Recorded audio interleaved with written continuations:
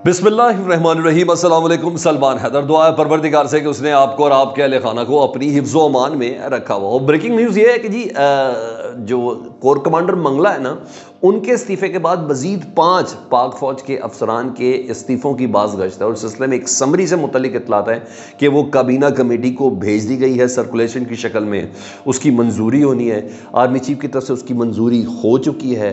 ये ख़बर कितनी हसास है, कितनी अथेंटिक है, इसको ब्रेक करने वाला कौन है, ये डेफिनेटली आपका जानना ज़रूरी है। इसके अलावा दीगर ख़बरों में जी जस्टिस बाबर सत्तार भी उन 6 जजेस में शामिल हैं जिन्होंने एग्जेक्टिव के ख़िलाफ़ ख़त लिखा था। तो जब एग्जेक्टिव के ख़िलाफ़ ख़त लिखेंगे तो फिर उनके ख़िलाफ़ भी तो कार्रवाई होगी ना। तो फिर इसी तरह ही हुआ। मोहसिन अख्तर कैनी साहब का रेफरेंस और जस्टिस बाबर सत्तार साहब को कहीं चैलेंज कर दिया गया वो।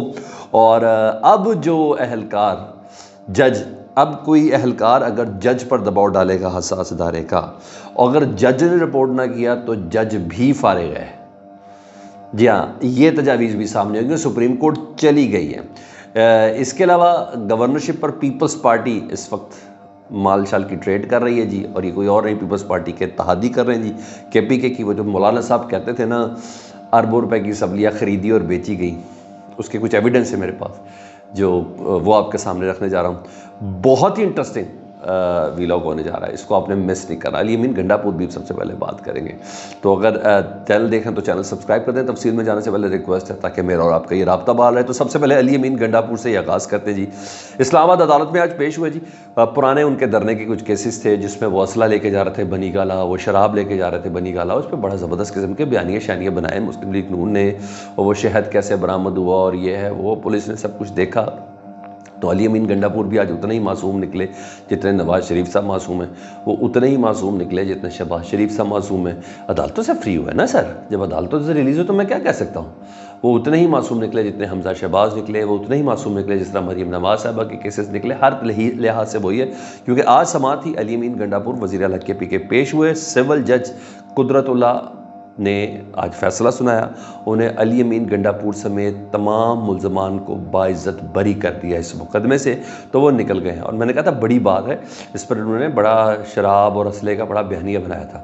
तो इससे तो अली अमीन गंडापुर बाहर निकल गए। हाँ, उधर एक ज़िमनी खबर थी लेकिन है बहुत ख़तरनाक। वो थी सूबाई वज़ीर, साबिक सूबाई वज़ीर हैं KPK तैमूर झगड़ा साहब ना, उनको भी इलेक्शन में हराएगा तो उन्होंने चैलेंज किया हुआ है। उन्होंने प्रेस कॉन्फ्रेंस की और बड़ी पुरअसरार वाक़या उन्होंने सुनाया इस प्रेस कॉन्फ्रेंस में, और बड़ा लहराते हुए उन्होंने बताया। वो कहते हैं कि मेरे हल्के का सील शुदा फार्म 45 जो सील है, अदालत में उन्होंने चैलेंज किया हुआ है, कहते हैं मुझे गुमनाम पोस्ट से भेजा गया है। वो सील शुदा फार्म 45 मुझे एक गुमनाम पोस्ट से भेजा गया है, और चीफ सेक्रेटरी और IG इस सिलसिले में बिल्कुल खामोश हैं। और इस फार्म को मैंने चमकनी थाने में रिपोर्ट भी कर दिया। मतलब तैमूर झगड़ा के हलके में बाकायदा तैमूर झगड़ा के साथ हाथ हुआ, और जिस बंदे से हाथ हुआ है ना, उससे बताया जा रहा है कि तुम्हारे साथ हाथ हो गया। सील शुदा फार्म कोई छोटी चीज़ नहीं है, वो भेजा गया है। तो फार्म 45 किसी और के पास है। और बहरहाल ये है हमारा सिस्टम की साफ़ और शफाफियत। अब आऊँ ज़रा आगे, तो 6 जजेस ने जो ख़त लिखा था ना, उन जजेस में जस्टिस मोहसिन अख्तर कैनी थे जिनके ख़िलाफ़ रेफरेंस बना दिया गया है, उसमें जस्टिस बाबर सत्तार भी शामिल हैं। तो उस पर हुकूमत ने सख्त रद्द-ए-अमल दिया। एग्जीक्यूटिव के ऊपर था ना, तो ये सारे इदारे एहसास वाला हुकूमत के अंदर ताबे, किताबों में ताबे हैं। असल में हो ना हो ये आपको भी पता और मुझे भी पता है, लेकिन किताबों में ताबे वही हैं। तो उन्हें सख्त रद्द-ए-अमल हुकूमत ने उस पर दिया जी। और पहला रद्द-ए-अमल आ गया जी बाबर सत्तार साहब के ऊपर, क्योंकि बाबर सत्तार साहब एक बहुत ही हसास केस सुन रहे हैं। अगर इस हसास केस को अगर उसके अंजाम तक पहुंचा दिया जाए तो आप यकीन जाने पसे पर्दा वो तमाम हक़ाइक़ सामने आ जाएंगे कि जो पिछले 2 साल 3 साल में जो ऑडियोज़ आई हैं, वो रिकॉर्ड करने वाला कौन था, वो बनाने वाला कौन था, उसका प्रोडक्शन हाउस कौन था, उसकी मैन्युफैक्चरिंग कहाँ होती थी, उसके ऑर्डर कौन पास करता था, और उसको उस टाइम के ऊपर लीक कौन करता था जिस टाइम उसकी सबसे ज़्यादा ज़रूरत थी, जिससे सबसे ज़्यादा PTI को नुकसान पहुँचाया जा सकता था, जिससे सबसे ज़्यादा मुखालिफ को नुकसान पहुँचाया जा सकता है, प्राइम मिनिस्टर हाउस से लेकर सारी चीज़ों का ना। तो 2 टेस्ट केस पकड़े हुए थे जिसमें बुशरा बीबी की ऑडियो थी और नजमुस साकिब निसार साहब के बेटे की थी। तो उसके ऊपर पैमरा ने बाबर सत्तार साहब से ना इस्तदा किया। पैमरा का मतलब हुकूमती इदारा, यानी हुकूमत ने इस्तदा की है कि इस नौयत के ना, पैमरा ने कहा कि जस्टिस बाबर सत्तार साहब इस केस से अलहदा हो जाए। یعنی جو بندے نے ہمت کی ہے اس کے خلاف درخواست دے دی ہے، کچھ بھی نہیں ہونا اس چیز سے۔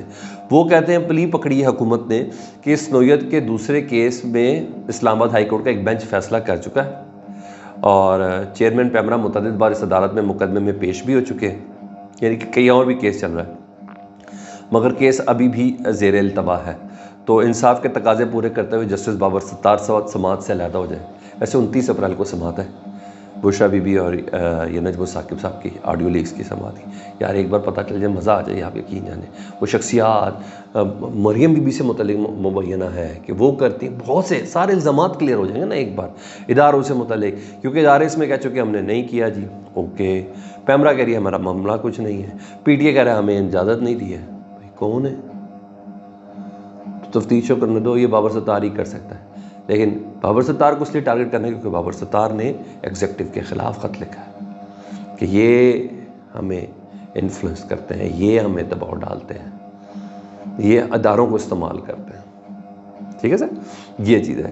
اب یہ 6 ججز کی بات ہی ہو رہی ہے تو میں ذرا آپ کو آگے چل کے بتاؤں، یعنی اتنا طے ہو گیا کہ حکومت ان 6 ججز کے اوپر حملہ کرے گی۔ خطرہ ہے ان 6 ججز کے اوپر جی، ان کے کام میں، ان کی عزت میں کہیں نہ کہیں خلل ضرور ڈالا جائے گا۔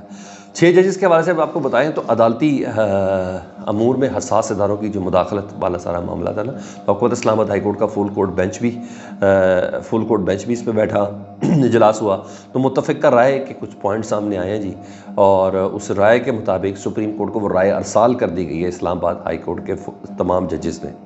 ٹھیک ہے جی، اس کے مطابق اسلام آباد ہائی کورٹ میں کسی بھی ایجنسی کا اہلکار اگر مداخلت کرے گا، یہ اسلام آباد ہائی کورٹ کے تمام ججز کی رائے کے مطابق جو سپریم کورٹ بھیجی گئی ہے، کہ اسلام آباد ہائی کورٹ کے کسی بھی ایجنسی کا اہلکار اگر مداخلت کرے، اس صورتحال میں اسلام آباد ہائی کورٹ کی انتظامی کمیٹی فیصلہ کرے گی فوراً کہ اس ادارے کے سربراہ کو طلب کر لینا ہے یا آگاہ کر دینا ہے یا توہین عدالت کی کارروائی انیشیٹ کرنی ہے، مطلب آرٹیکل 204 کے تحت کیس کو آگے بھیجا جائے، یا دونوں کارروائی ایک ساتھ ہو سکتی ہے۔ سر یہ ان کی ریکمنڈیشن ہے سپریم کورٹ میں، اور اسلام آباد ہائی کورٹ کا متعلقہ جج 7 دن کے اندر اپنے چیف جسٹس کو اطلاع کرے گا، جو ان 6 ججز نے کی تھی، جسٹس عامر فاروق صاحب کو، انہوں نے کہا 7 دن کے اندر آگاہ کرے گا، اور ضلعی عدالت سیشن کورٹ شرقی غربی یہ بولتے ہیں ایسٹ اور ویسٹ جو ہے، سیشن جج پہ بھی اگر ان ججز کے اوپر بھی کوئی مداخلت ہوگی، یعنی ایجنسیز کے اہلکار انفلوئنس ہوں گے یا ایگزیکٹو انفلوئنس ہوگی، تو وہ 7 دن کے اندر انتظامی جج کو، یعنی جو اسلام آباد ہائی کورٹ میں بیٹھتے ہیں، ان کو آگاہ کرے گا، ورنہ ان کے خلاف مس کنڈکٹ کا کارروائی ہوگی کہ آپ جان بوجھ کے آپ دباؤ کا شکار ہوئے، تو اس کا مطلب ہے کہ آپ خود بھی آپ کی کنسنٹ اس کے ساتھ تھے، یعنی پریشر روکا تو اس روکنے کے بھی آپ مجرم ہیں۔ ویری گڈ، آگے کنواں پیچھے کھائی، مزہ آ جائے گا۔ مبینہ واقعات کا ذکر کہیں بھی نہیں ہوا جی، جو سجیشن سپریم کورٹ میں بھیجی گئی ہیں، اور تمام کی تمام بہرحال فوڈ کورٹ کے بعد تجاویز سب یہ چلی گئی ہیں۔ مجھے بتاؤں کیا لگتا ہے، مجھے لگتا ہے اس سے آگے زندگی میں اب کارروائی ہوگی، جس طرح ابھی تک فل کورٹ نہیں بنا اور یہ سب چیزیں نہیں ہوئی، کہ اس سے پہلے مٹی پالو، آج کے بعد ان تجاویز کی روشنی میں کام کرتے ہیں۔ مجھے پتہ نہیں کیوں ہو سکتا ہے کہ غازی فائز صاحب یہ کر سکتے ہیں، یہ ہو سکتا ہے کہ پیچھے کے چھیڑ دیں اور باقی کام آگے دیکھ لیتے ہیں، آگے کا ذرا چیز ہوتی ہے۔ مگر دیکھیں، میری رائے یہ ہے تجاویز پہ آگے کچھ احکامات دے دیے جائیں تو وہ ہو تو سکتا ہے۔ ٹھیک ہے، ادھر آپ کو ایک اور دوسری خبر دینی تھی کے پی کے حوالے سے جی، وہاں گورنر ہیں پیپلز پارٹی نے لگانا نا، یہ ڈیل کا حصہ ہے کہ کے پی کے کا جو گورنر ہے وہ پیپلز پارٹی نے لگانا ہے، پنجاب کا جو گورنر ہے وہ پیپلز پارٹی لگانا ہے، سندھ کا اور بلوچستان کا جو گورنر ہے وہ مسلم لیگ نون کی صوابدید ہے، وہ جس کو مرضی دے۔ تو سوال کیا جا رہا ہے، بارگین ہو رہی ہے، اور یہ کوئی اور نہیں کر رہا ہے، اے این پی کا زاہد خان، اے این پی آپ کو پتہ ہے پیپلز پارٹی کی سابق اتحادی بھی ہے، وہ کہتے ہیں کہ کے پی کے میں گورنرشپ کے لیے پیپلز پارٹی اور پرویز خٹک ان کے درمیان مال پر بارگین ہو رہی ہے، سودے بازی ہو رہی ہے۔ ٹھیک ہے جی، اور پیسوں کا معاملہ ہے، تو اس کا مطلب مولانا صاحب صحیح کہتے تھے، انہوں نے بلوچستان بیٹھ کے کہا تھا کہ اسمبلیاں اربوں روپے میں خریدی اور بیچی گئی ہیں، تو اسمبلیوں کے بعد گورنر بھی خریدے اور بیچے جا رہے ہیں، اگر ان کی بات یہ درست ہے تو، جو کہا جا رہا ہے۔ صحافی ہے جی،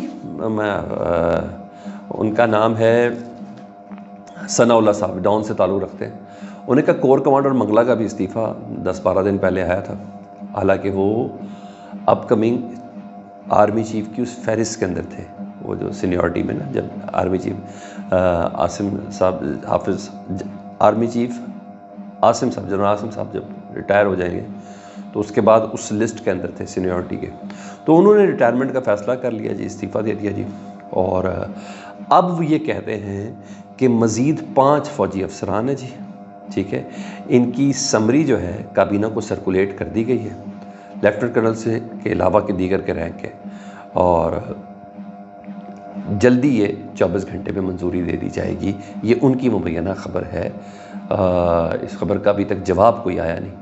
تو کہتے ہیں یہ سمری چلی گئی ہے، آرمی چیف کا کنسنٹ ہو چکا ہے، ان کے استعفے کی منظوری دے دی گئی ہے، اور کابینہ نے وزارت دفاع کے تھرو یہ سمری پٹ کی ہے۔ ٹھیک، دیکھیں کون کون سے افسران ہیں، اس کی تفصیل آئے گی تو پھر آپ کے ساتھ شیئر کریں گے۔ اپنا بہت زیادہ خیال رکھیں، اللہم صلی علی محمد و آل محمد۔